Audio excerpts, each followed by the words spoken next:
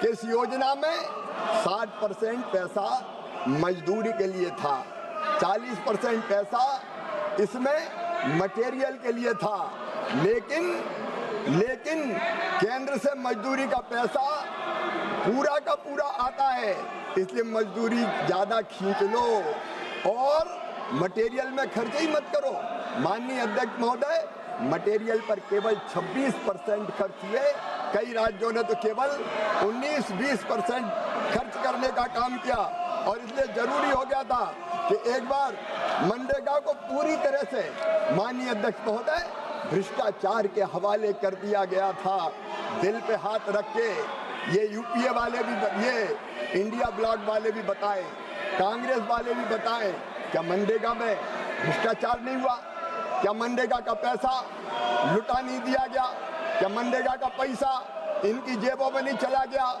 क्या मनरेगा का पैसा इनके नेताओं ने नहीं लूटा? माननीय अध्यक्ष महोदय, ये आवश्यक हो गया था कि मनरेगा का सही उपयोग हो, पैसे की लूट समाप्त हो, उसको केवल जनता को, गरीबों को काम देने में उस राशि का उपयोग हो और इसलिए पारदर्शिता जरूरी थी, कमियां दूर करनी जरूरी थी माननीय अध्यक्ष महोदय।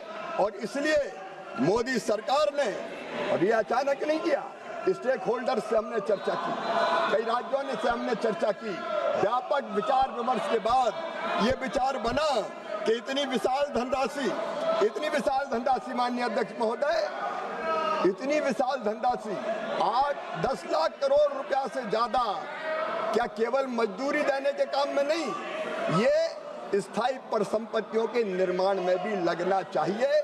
और इसलिए जरूरी हो गया था कि मनरेगा के बारे में खुले मन से, खुले दिमाग से एक बार फिर से विचार किया जाए। और इसलिए माननीय अध्यक्ष महोदय, हमने ये तय किया कि मनरेगा के स्थान पर एक नई योजना लेके आए। हमने बापू का नाम नहीं बदला। माननीय अध्यक्ष महोदय, मैं निवेदन करना चाहता हूं, हमने इतनी विशाल धनराशि से एक तरफ रोजगार के काम बेहतर हो और रोजगार मिले, ज्यादा रोजगार मिले, इसका प्रावधान करने का काम किया। वहीं दूसरी तरफ इस विशाल धनराशि का उपयोग संपूर्ण विकसित गांव बनाने में किया जाए। संपूर्ण विकसित गांव, ये मोदी सरकार का लक्ष्य रहा। माननीय अध्यक्ष महोदय, प्रस्तावित मनरेगा की योजना में ये नाम की बात करते हैं।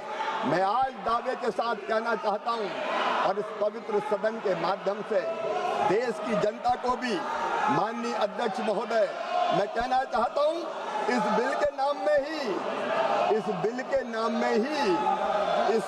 इस योजना का काम लिखा हुआ है।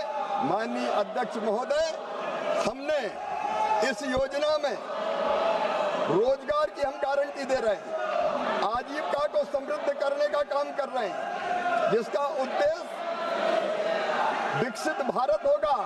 प्रधानमंत्री नरेंद्र मोदी जी के नेतृत्व में, माननीय अध्यक्ष महोदय, प्रधानमंत्री नरेंद्र मोदी जी के नेतृत्व में एक वैभवशाली भारत, एक गौरवशाली भारत, एक संपन्न भारत, एक समृद्ध भारत, एक शक्तिशाली भारत का निर्माण हो रहा है। और विकसित भारत के लिए विकसित गांव, ये हमारी इस योजना का उद्देश्य है। और इसलिए माननीय अध्यक्ष महोदय, हमने एक आदर्श गांव की कल्पना की, आदर्श गांव की। आज मैं सदन के सामने केवल योजना नहीं रख रहा हूं, एक सपना, एक संकल्प जो इस योजना के माध्यम से हम पूरा करना चाहते हैं, वो संकल्प, सपना और संकल्प है। सदस्य, आपको देश की जनता ने कागज फेंकने के लिए नहीं भेजा है, आपको चर्चा करने के लिए भेजा है। और मैंने कल सभी मान्य सदस्यों को पर्याप्त अवसर, पर्याप्त समय चर्चा के लिए दिया है। ये संसदीय परंपराओं के अनुरूप भी नहीं है और भारत के लोकतंत्र के अनुरूप भी नहीं है।